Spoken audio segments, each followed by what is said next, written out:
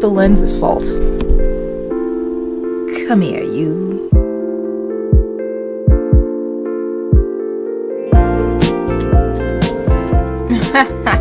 Shut up. She is done. I gotta do this better. I wanted to see what it would feel like to airbrush this on top of my head.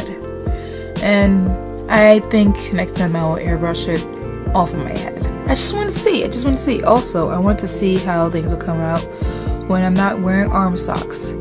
I just want to see. And conclusion, arm socks is 10 times better.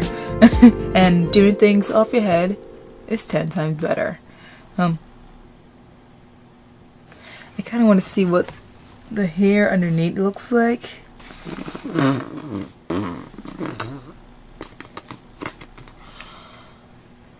Oh, it's not that bad. It's too small. Oh. There it is. Okay, and here is like more rounder. Cute. Shedding, but cute. Nom. Nom. Man. Hope you enjoyed. Hope you learned something. And don't touch anything. Don't touch anything. I'm gonna have a pink background and everything. This is so you don't itch. Okay, thank you for watching. Alright, I love you. Bye bye.